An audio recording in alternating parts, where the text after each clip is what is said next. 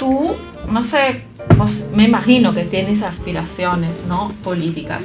¿Qué sería, ahorita me has hablado de la última ley universitaria, pero tú qué harías en concreto, aparte de lo que me dijiste de la defensoría?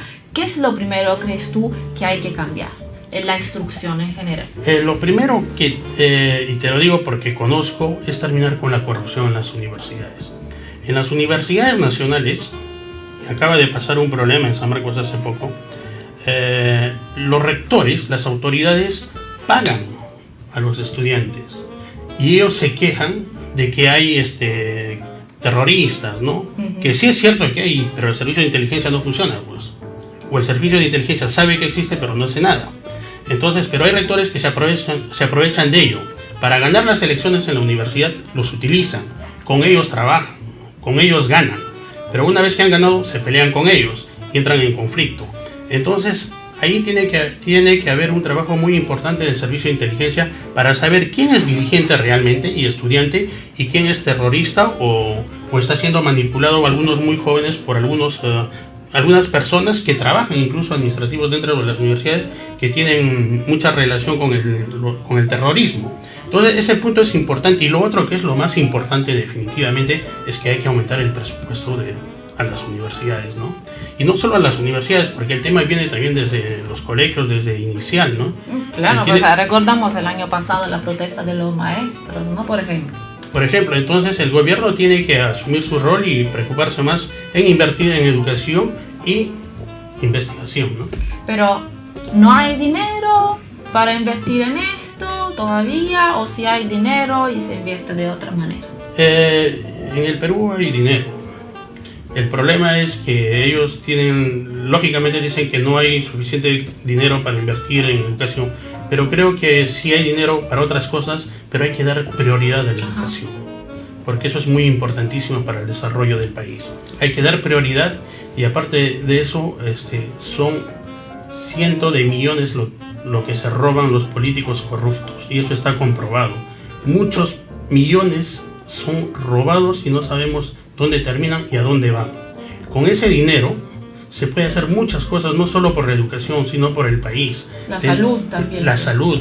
¿Cómo es posible que en el sur del país estén muriendo los niños de frío? Eso no es posible. O sea, cada año hacen campañas los políticos de llevar frazadas, pero la frazada no es la solución. Claro que o sea, cada año envías frazadas, pero igual se siguen muriendo de frío. Entonces acá hay que comenzar a trabajar en el tema de salud. No hay planificación, hay mucha improvisación en la política peruana. Lamentablemente hay mucho politiquero en la política peruana. Aparecen los políticos de la noche a la mañana, sin ninguna formación política y mucho menos con vocación de servicio, ¿no? ¿Y esto es algo actual o siempre ha sido así? Porque una vez yo escucho que se decía, por ejemplo, en Italia, una vez antes de ser político tenías que tener tu carrera, ¿no? Una trayectoria, tenías que hacer tus pininos, ¿no? Ahora como que cualquiera se mete. ¿En el Perú también igual? En el Perú cualquiera ahora hace política, y es por eso que la población con razón y con mucha razón desconfía de los políticos. Ajá. Y yo creo que eso está en manos en realidad de la población. La población, ahora que se viene una elección municipal, tiene que comenzar a ver, por ejemplo, quiénes son los candidatos. Este señor, ¿de dónde salió? ¿Qué experiencia municipal tiene? ¿Cuál es su hoja de vida? ¿Cuál es su hoja de vida? ¿Qué ha hecho antes? ¿Ha sido Boy Scout? ¿Ha sido dirigente universitario, de instituto? ¿O por último ha sido capitán de su equipo de fútbol? Pues algo ha tenido que ser, pero hay políticos que ni lo son, o sea, que nunca han hecho nada y de la noche a la mañana quieren ser políticos, y también es algo increíble que estos señores de la noche a la mañana hagan campañas millonarias, ¿no? Sí, claro, ¿no? ¿De dónde? No se sabe dónde. No se sabe. ¿Cómo ves tú que es ahora la relación o la actitud que tiene la juventud frente a los partidos políticos? Durante la época que era presidente de la FEP, en los años 2000 a 2001, había una juventud que despertó, una juventud que luchó, y nos enfrentamos a la dictadura del gobierno civil dictatorial de Alberto Fujimori. Luchamos y logramos recuperar la democracia. La juventud despertó y estaba activa. La juventud fue el motor principal para la caída de la dictadura. se logró y había la esperanza de tener una juventud más activa, más interesada en la sociedad, en lo que pasa en su país. Bueno, esa era la idea y luego pasó el tiempo y lamentablemente nuevamente vemos un silencio de la juventud. Pero parte de ello tienen la culpa los partidos políticos, porque los partidos políticos no están haciendo política en los partidos políticos, están haciendo politiquería. Los partidos importantes tradicionales, lamentablemente, son dirigidos por los que se creen los dueños de los partidos, ¿no? Los ancianos, los antiguos. Y si tú te das cuenta, ahora en los partidos políticos, los congresistas son los hijos de los que son miembros del comité político que han sido, ¿no? Por ejemplo, si bien cierto, la ciudad de Lima se le conoce como la ciudad de los reyes, pero por ejemplo el alcalde actual cree que él es el rey de Lima, ¿no? Y que a su hijito el Principito le quiere dar como herencia la municipalidad de Lima, ¿no? Por ejemplo, ese tipo de ejemplos suceden en las elecciones presidenciales y congresales. Entonces la política está siendo manejada por grupos pequeños. Entonces cuando hay personas que van a los partidos políticos o jóvenes que van a los partidos políticos con ciertas condiciones de liderazgo, de capacidad, lamentablemente te dan la bienvenida, te dan los besos, los abrazos, te hacen firmar su afiliación, pero una vez que estás adentro y ven que tú convocas o tienes capacidad, te comienzan a bajar. Entonces terminan saliendo de los partidos. Entonces los partidos políticos son uno de los responsables de lo que sucede en el país. Y eso hay que cambiarlo. Y la juventud, se dice últimamente, según algunos analistas políticos que salen en los medios de comunicación, que también no sé de dónde han salido, pero aparecen y ahora son analistas, y que saben mucho de política, ellos dicen que los jóvenes están haciendo política, que hay una mayor participación de los jóvenes haciendo política. Entonces, pero yo creo que eso es falso, y lo digo con experiencia, porque sí creo que los jóvenes están yendo a los partidos políticos, pero van cuando hay elecciones. Entonces, pero ¿a qué van cuando hay elecciones? Van por un puesto de trabajo, pero no van a hacer política, no van a formarse doctrinariamente o a hacer una carrera política dentro de los partidos políticos. La carrera política se hace, o bien como tú decías, empezando desde abajo, poco a poco, en la sociedad civil, en organizaciones de la sociedad civil, o dentro de los partidos políticos. Pero lamentablemente no hay eso, y los partidos políticos por eso están vacíos, y ahora hay una crisis en los partidos importantes tradicionales. Entonces la gente va por trabajo. Entonces eso no es hacer política. Entonces ahora los partidos en las elecciones se le ve como una agencia de empleo, ¿no? Sí, la verdad que es así. No solo aquí, en Italia también. Visitando un poco tu web para aprender un poco, leer sobre ti, vi una frase que me pareció muy brillante, muy interesante al menos. Tú dices, el problema de nuestra época consiste en que sus hombres no quieren ser útiles, sino importantes. Justamente eso resume a lo que estamos hablando, ¿no? Ahora los que quieren ser políticos, nos quieren representar, lo único que quieren es ver sus intereses personales y hay mucha improvisación de gente que solo quiere figurar. O sea, solo para llegar al poder. Llegar al poder o hacer currículum, ¿no? Algunos candidatean para hacer currículum, ¿eh?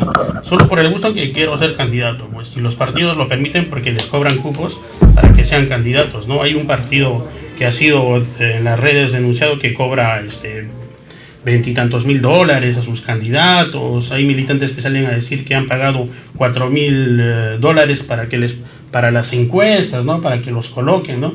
Uno de ellos es el señor Renzo Rayardo, ¿no? Que tú encuentras en la web fotos y comentarios de sus propios militantes denunciando, ¿no? Este tipo de cosas, justamente esa frase resume todo ello y muchas cosas más. Yo sé que también tú eres secretario de Asociación Alianza Ciudadana. Cuéntame un poco sobre ese proyecto.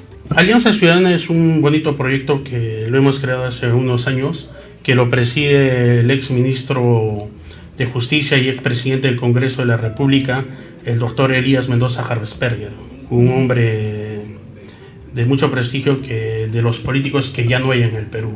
Yo soy el secretario general y la idea de esta organización es justamente buscar cuadros juveniles para poderlos capacitar, poderlos formar, comenzar a trabajar con ellos para que justamente tratamos de que en la política peruana cambie y nosotros estamos empezando con ellos, ¿no? Con esta asociación sin ningún interés político, ¿no?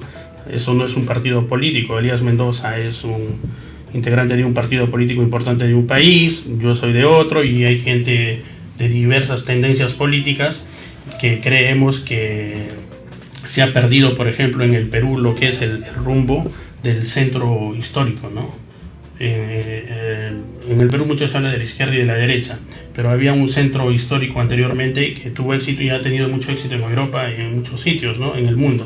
Sí. Y bueno, nosotros creemos en ese centro y creemos en un centro incluyente, no excluyente, porque creemos que se debe de trabajar con las mejores personas honradas y que tengan vocación de servicio sobre todo. Eso es lo que buscamos, ¿no? Buscamos gente de los scouts, dirigentes universitarios, dirigentes de barrios, vecinales, jóvenes, para poder integrarlos, capacitarlos y se enrumben por la ruta que ellos crean conveniente, ¿no? Al día de hoy hay mucha desconfianza hacia la política, de hecho siempre llaman a marchas para cerrar el Congreso, destruir el Congreso, entonces hay mucha, no hay satisfacción, ¿no? Con respecto a la clase política actual. ¿Qué se podría hacer para que esto cambie? ¿Y piensas que de aquí, no sé, a unos 5 años, 10 años se pueda dar un cambio así sustancial?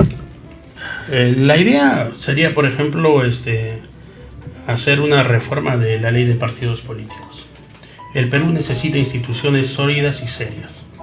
Y dentro de las instituciones importantes, porque lógicamente de ahí salen los políticos y los que nos van a gobernar, lamentablemente estas instituciones están desprestigiadas porque la ley lo permite.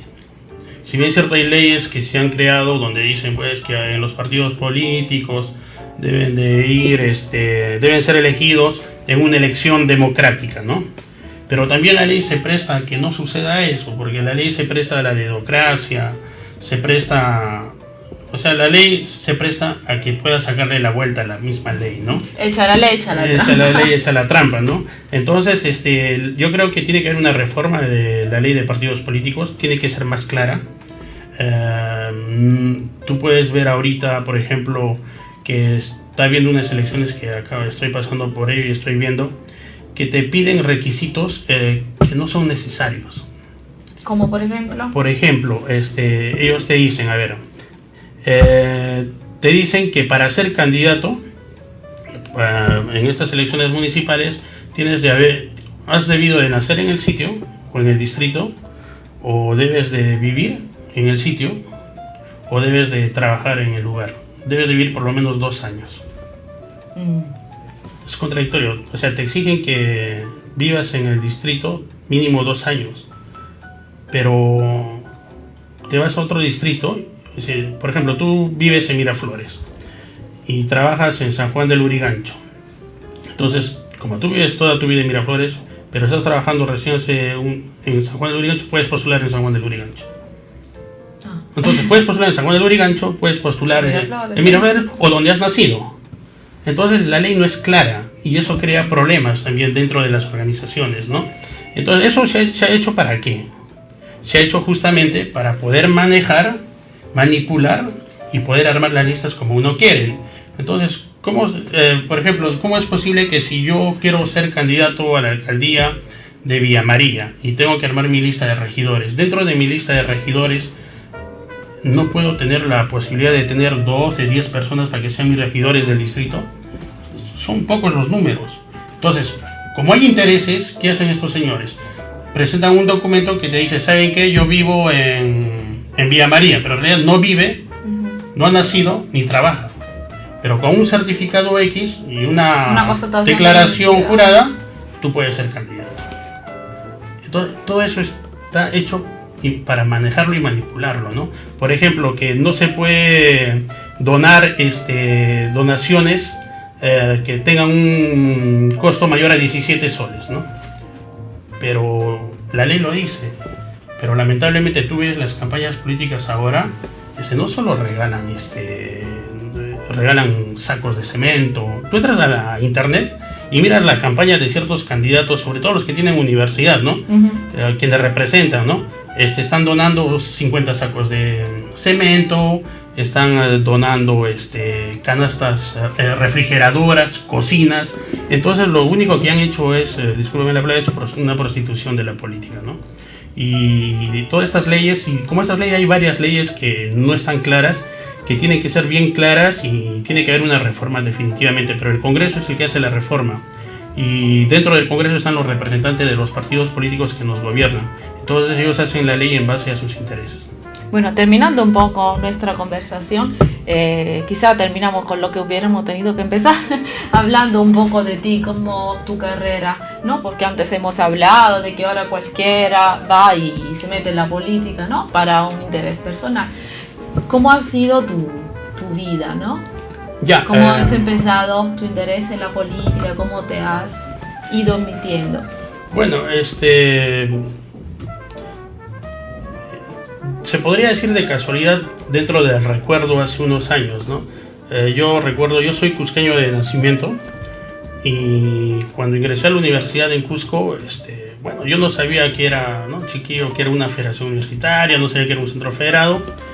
Y en eso, así poco a poco, al corto tiempo, terminé siendo secretario de deportes de la Federación Universitaria de mi universidad. Como quien no quiere, y me gustaba el deporte. Y luego se venían las elecciones y los otros dirigentes de otras facultades me dijeron, no, que tú tienes el candidato. Me propusieron, como que me gustó y tenía la vocación de servicio porque hice gestiones para el deporte, hice muchas cosas. Entonces postulé y fui elegido presidente de la Federación Universitaria Andina del Cusco con un 70% de aprobación. Y luego, al corto tiempo, venía haciendo gestiones para justamente la universidad en Cusco, que había muchos problemas gravísimos, que ahora es otra universidad la que cuando yo entré en Cusco, que es la Universidad Andina del Cusco. En las gestiones que venía acá a Lima como presidente de Cusco, y venía al Congreso de la República, molestando a los congresistas para que nos ayuden con la lucha contra la corrupción, contra los cobros indebidos que nos hacían, y todo ese tipo. Venía aquí y conocía a los dirigentes universitarios de la UNI, de la Católica, etcétera, de Villarreal y entre otras, y nos conocimos entre nosotros, y luego venía la elección para elegir al presidente de la Federación de Estudiantes del Perú. Entonces yo dije, yo quiero ser presidente de la Federación de Estudiantes del Perú. Y acá en Lima me dijeron los presidentes, no, me dijeron, si recién tú eres presidente de Cusco, demuéstralo, ¿no? Porque Lima siempre quería imponer y tener el control, porque la mayoría de las universidades están en Lima y en votos, ¿no? Entonces me regresé a Cusco y conversé con mi junta directiva y les comenté lo que había y me dijeron, postula y te apoyamos. Y bueno, me vine al Congreso de la Federación de Estudiantes del Perú y bueno, gané por consenso, ¿no? En plena dictadura de Fujimori. Y luego vino la persecución, lógicamente, de la izquierda radical, más radical del país, contra mi persona y en parte de la dictadura de Fujimori. Pero logramos sacar a los militares de las universidades en esa época, porque las universidades estaban con militares adentro, ¿sí? Controladas. Convocamos un plantón en la puerta del Congreso. Ese día se aprobó el cese de las comisiones interventoras, que eran sacar a los militares. Esa fue la lucha, ¿no? Y por la democracia, por recuperar la democracia, que se logró un trabajo enorme en conjunto con la sociedad civil. Y bueno, empezó, luego tuve varias propuestas para postular al Congreso de la República, no tenía la edad. El 2006 me vuelven a proponer varios partidos y decidí postular por Cusco. Y bueno, nos fue mal porque el fenómeno Humala pues arrasó todo el sur. Tuve la oportunidad de ir con el número 1, fui el candidato más joven del país. Y luego hasta la fecha, hasta ahora último, siempre me han invitado a postular, pero me guardo en reserva. Y el día de hoy estoy postulando como regidor en la lista que lo lidera el exalcalde de Jesús María, el señor Quique Ocrospoma.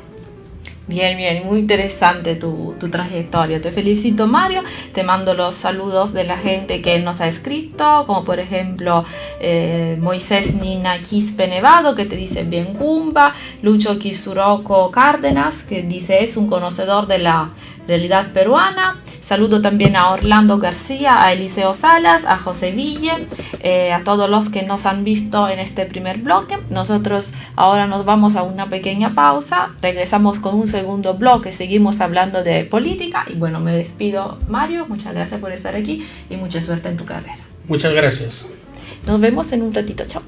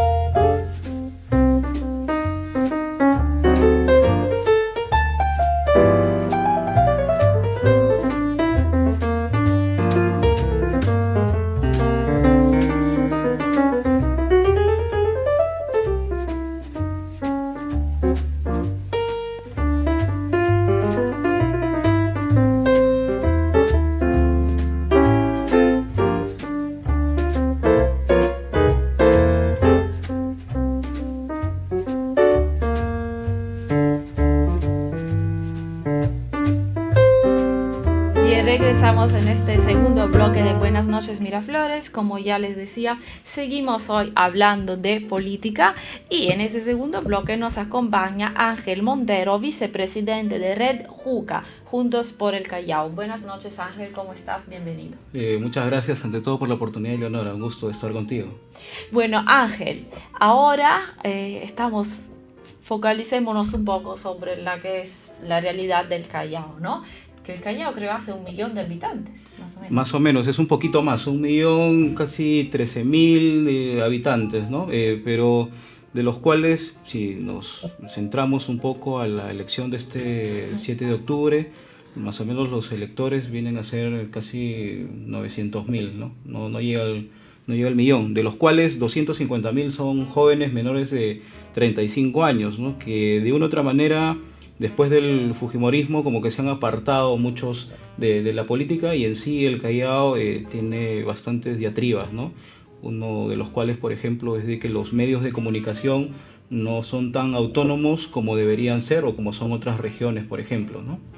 Y esta asociación, si es asociación Juntos por el Callao, ¿sí? Sí, claro. Asociación. Así es. Esta asociación, ¿cuáles son los fines que persigue? Mira, nosotros venimos trabajando más de 10 años. Primero empezamos con el Frente de Juventudes, de la defensa de los jóvenes del Callao, que era el FREDEJU. Luego tuvimos un paso por ver el tema de juventudes, como viene a ser esto, el JUCA, ¿no? La red de juventudes, y luego ya pasó. Lo que pasa es de que los jóvenes tenemos un problema, que nosotros somos considerados jóvenes por la ley hasta los 29 años. Sin embargo, todos los que hemos pasado esta edad tenemos todavía el espíritu juvenil y estamos en la capacidad y sobre todo en el conocimiento de poder replantear nuevas estrategias para que haya realmente políticas públicas que puedan beneficiar a los jóvenes, en especial del Callao, ¿no? No sé si tienes un minuto, yo quería explicarte. El Callao tiene bastantes dificultades en lo que es las organizaciones juveniles. Si bien es cierto, existen, no están coordinadas con el municipio o el gobierno regional, ¿no? Por ejemplo, de todas las regiones, el Callao es la única que no tiene un consejo regional de juventudes, que es la Coreju, ¿no? Que viene a ser donde los jóvenes organizados plantean iniciativas para proponerle al Estado, en este caso los gobiernos locales o regionales, sobre la problemática que existen, ¿no? Y tampoco hay un CPJ, que es el Consejo Provincial de la Juventud, y algunos CDJ, que son los consejos distritales, existen, pero no tienen el posicionamiento que deberían tener frente a las autoridades, ¿no? A propósito de jóvenes, ¿crees que los jóvenes actualmente tienen poca participación política o está bien con la que tienen, deberían tener más? Esta alternancia que hay con la cuota joven, algunos estamos no totalmente de acuerdo, ¿no? Porque finalmente viene a ser una obligación que tienen los partidos políticos para incluir jóvenes menores de 29 años. Pero si nosotros hacemos un análisis crudo de la situación en el Callao, por ejemplo, ahorita no existe nadie que sea menor de 29 años, ¿no? Y los que están no tienen la formación política. Eso es los que estamos dentro de política, participamos de política, tenemos formación política, pedimos, ¿no? De que haya también este principio, ¿no? No solo de ideales, sino de conceptos de autonomía, sobre todo, ¿no? De identidad por la política y sobre todo de identidad por el Callao. Por ello es de que los partidos políticos están debilitados, ¿no? A nivel nacional. Vemos cómo los principales partidos no tienen la aceptación, y más bien son los movimientos o son los nuevos partidos quienes pueden empezar a tomar posiciones determinantes en estos procesos. El Callao definitivamente tiene partidos políticos tradicionales, históricos, pero que no están a la altura para poder enfrentar una situación de principio para estas elecciones, ¿no? Entonces, por lo tanto, si los comités de bases de los cuadros mayores no están fortalecidos, menos aún son los cuadros juveniles, ¿no? Y por ello es de que si es que nosotros vemos, vamos a tener poca participación, a pesar de que está la ley. Recuerdo que, por ejemplo, el Consejo Provincial del Callao son 15 regidores y siempre los ponen del número 7 para arriba, entonces tienen poca opción de poder ser autoridades, ¿no? Entonces los jóvenes a quienes recurren, ¿no? Siempre tienen que recurrir a los mayores y a veces no le hacen caso. Entonces, ahí es esta brecha que determina una menor continuidad de los jóvenes políticos, ¿no? Pero antes estábamos hablando con Mario sobre lo que es seguir y tener una carrera en la espalda. ¿Tú qué opinas al respecto? Mira, bueno, definitivamente Lima Metropolitana es diferente al Callao, ¿no? Toda la prensa nacional grande está para Lima, ¿no? Entonces el Callao, yo no quiero decirlo que sea un patio trasero de Lima, porque tenemos la suficiente poder económico y el poder social para incluso doblegarlo, teniendo solamente 1 millón de habitantes, pero sí tenemos que tener en cuenta de que esta fortaleza no se ve en la sociedad, ¿no? Entonces, ¿cómo nosotros podemos decir que los partidos o que los jóvenes pueden tener posiciones o pueden tener diferentes envergaduras si no hay una realidad que les pueda dar oportunidades, ¿no? Bueno, eso sí. También estábamos hablando antes con Mario sobre el tema de la desconfianza que existe hoy hacia la política. Los chalacos tienen mucha desconfianza en general, son optimistas. ¿Cómo se ven reflejados? Sí, casi el público objetivo generalmente no participa mucho de la política partidaria, ¿no? Por ejemplo, los comedores populares, los vasos de leche, se dividen o ven los temas situacionales, ¿no? De la jurisdicción, del asentamiento humano, de la urbanización.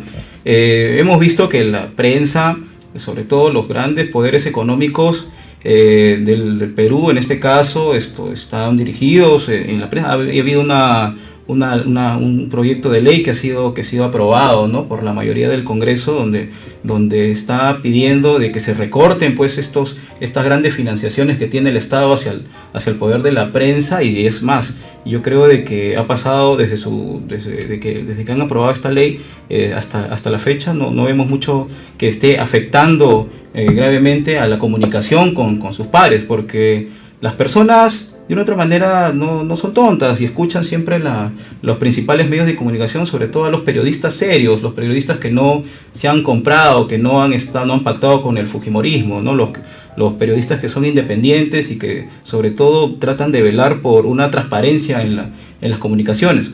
Por ello es de que creo yo de que en el Callao hay mucha aceptación a los grandes liderazgos que puedan tener personas que estén limpias, que no estén involucradas en temas de corrupción y que sobre todo hayan caminado y hayan entregado su vocación de servicio por una justicia social, ¿no?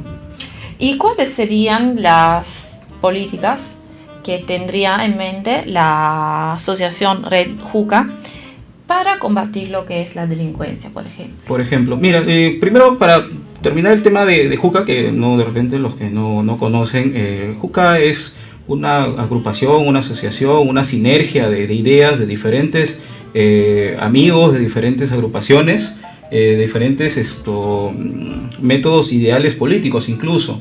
Tenemos en la actualidad diferentes amigos, por ejemplo, uno de los que forma parte de la directiva se llama Dante Nicho y está postulando en la alcaldía distrital de Mi Perú, un nuevo distrito, ¿no? Dentro del Callao. Tenemos a Ana Karen de Carmen de la Legua, que está también participando en política. Después a Bruno, que es el presidente y es miembro del PPC, y así, etcétera, ¿no? Diferentes índoles ideológicos de repente, pero con un solo fin y un solo objetivo, que es el Callao, ¿no? Nuestra principal prioridad y nuestro esfuerzo y todo lo que nosotros podemos entregar con nuestras ideas es para el beneficio de todos los chalacos. Ahora, el tema de la seguridad, bueno, es también un psicosocial que desde la prensa percute o posiciona diferentes psicosociales dentro de los estados, ¿no? Dentro del Callao incluso también, porque miren, sale una portada,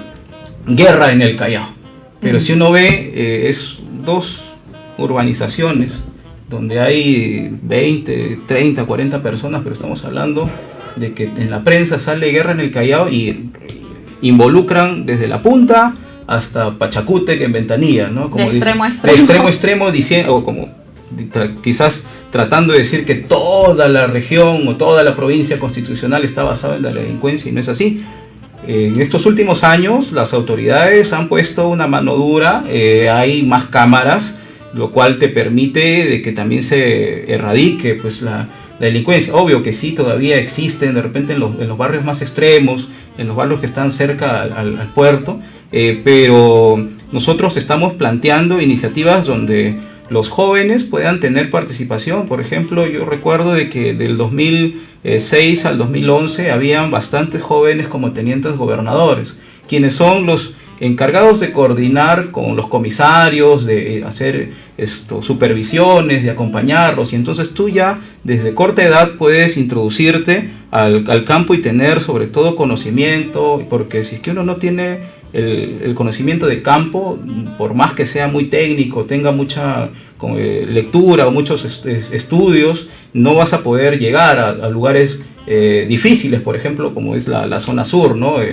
Vamos a hablar de los mal llamados barracones, porque es un conjunto de asentamientos humanos como Víctor González, San Judas, Alan García, Víctor Raúl, toda esta serie de lugares que están muy cerca al mar, tienen tienen la mayor, se puede decir, estadística en temas de delincuenciales en los últimos años, pero que también se ha ido erradicando de poco en poco, ¿no? Entonces, nuestro principal objetivo es de que los jóvenes puedan introducirse y puedan ver en campo cuál es la realidad del Chalaco y puedan decir, mira, esto es lo que pasa y esto es lo que se tiene que hacer, coordinando pues con las juntas directivas. Ahora el Callao también ha tenido nuevas autoridades, y también en lo que es en la policía, y también un servicio que también están las mujeres, ¿no? Entonces todos estos cambios hacen de que uno pueda también albergar y sobre todo pedirles a las autoridades que puedan generar más recursos, ¿no? Yo he visto diferentes planes de gobierno de los diferentes partidos que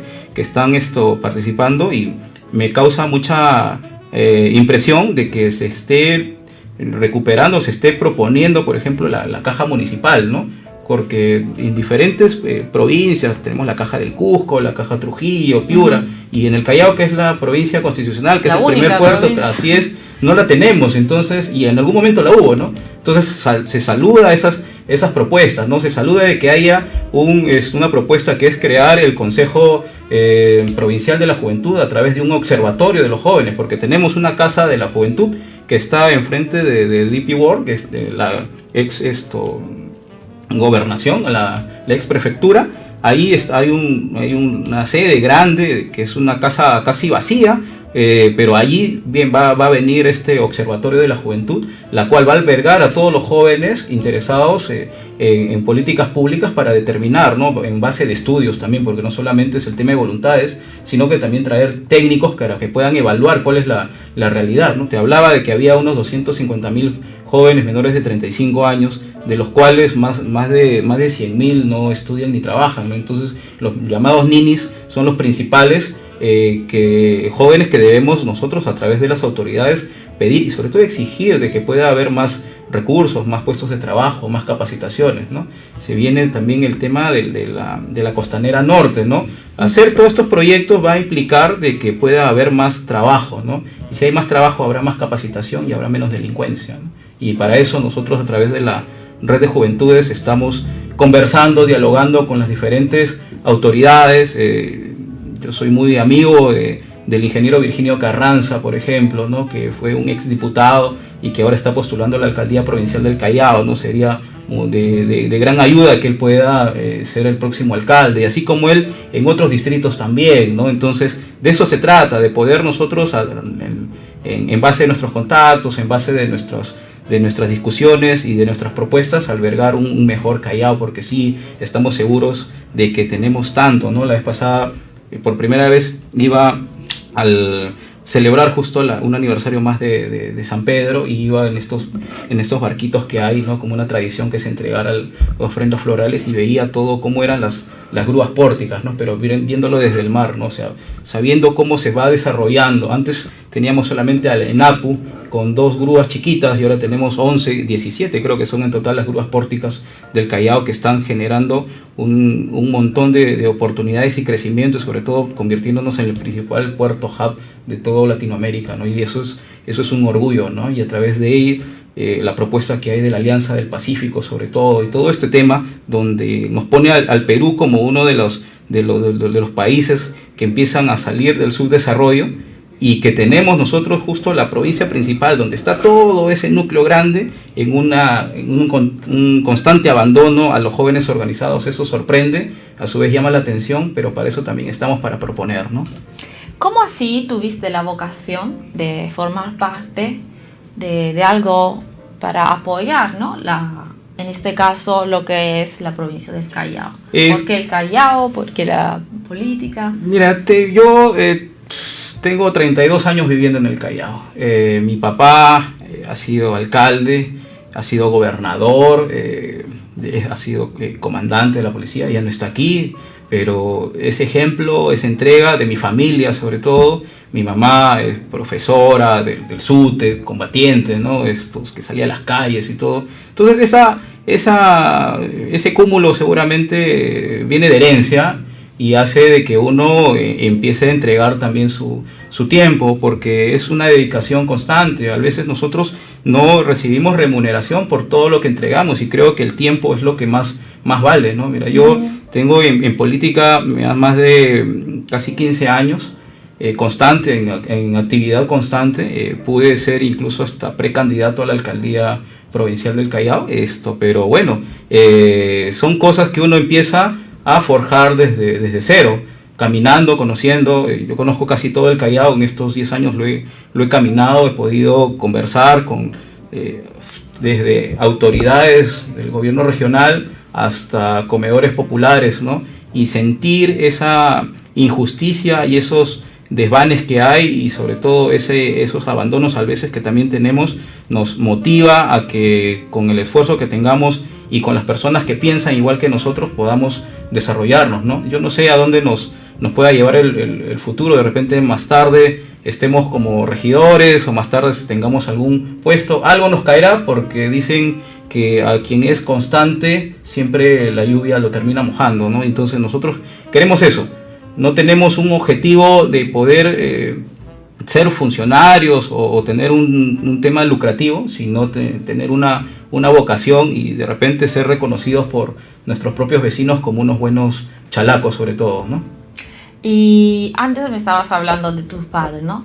No sé si tú tengas hijos. Sí, tengo una hija que 4 cumple 9 meses de nacida, se llama Isabela Francesca, porque nació el 4 de octubre como San Francisco. Así. Entonces nosotros tenemos el tema también del catolicismo bien impregnados, porque es una tradición, creo yo, ¿no? En el Callao tenemos al Señor del Mar, del cual soy devoto. Me encanta mucho esta historia mística que tiene. Ahora he conocido a San Pedro, y también me ha emocionado mucho conocer la historia, sobre todo de cómo la fe puede motivar a tener mucho desarrollo, sobre todo, y tener mucha constancia y enfrentar diferentes circunstancias y objetivos, ¿no? Entonces, si tu hija cuando crezca te diga, papá, quiero seguir tu ejemplo, yo también me quiero meter aquí en la política y hacer algo por el Callao, ¿qué le dirías tú? Que tenga presente de que es un camino difícil, de que seguramente va a haber algunos días de tristeza y otros días de felicidad, pero tener la sonrisa de un vecino, de tu hermano, del chalaco, y motivar sobre todo de que otra persona pueda lograr ese objetivo, va a ser un valor muy, muy grande, ¿no? Conocer al chalaco de a pie es muy difícil, pero uno puede sentirse o puede tener la conciencia limpia y tranquila al saber de que está forjando de repente, o está ayudando a alguien a desarrollarse, ¿no? Yo solamente podría decirle eso. Seguramente en algún momento va a ver esta entrevista. Y bueno, primero agradecerte la pregunta, ¿no? Y estoy seguro de que por la vocación que también su madre tiene como odontóloga, Isabela va a poder heredar algo de nosotros, estoy muy seguro de ello. Sí, por supuesto que sí. Muchas gracias más bien a ti, Ángel, por habernos acompañado el día de hoy y habernos explicado un poco todo lo que tú sabes acerca de esta realidad, ¿no? De la realidad chalaca. Gracias por tu tiempo y bueno, a ti también te deseo la mejor de los éxitos en lo que es tu carrera como político. Y bueno, no, yo también vivo en el Callao, no sé si te lo comenté. Sí, entonces, todos esperamos que siempre hay mejorías. Muchas gracias por la oportunidad y no sé, estamos a disposición. Más adelante seguramente vamos a conocer a más amigos para que les puedas dar la oportunidad, porque es muy bueno esto. En el Callao la prensa que hay, pocas están digitalizadas o se transmiten o tienen la envergadura como tiene esta radio, y yo estoy seguro de que mientras más oportunidades haya, va a haber más jóvenes que puedan identificarse y sobre todo tener identidad por nuestro Callao, que es muy bonito, ¿no? Y hay que conocerlo para sentirse orgulloso de él. Bien, muchas gracias, Ángel, y muchas gracias a ustedes que también este lunes nos han acompañado. Nosotros nos vemos el lunes 9 de julio, donde vamos a hablar de literatura, donde vamos a hablar con una reconocida psiquiatra, con una mujer que nos va a hablar mucho de lo que es terapia, de inteligencia múltiple. Así que los espero el lunes que viene. Buenas noches a todos. Chao. Thank you.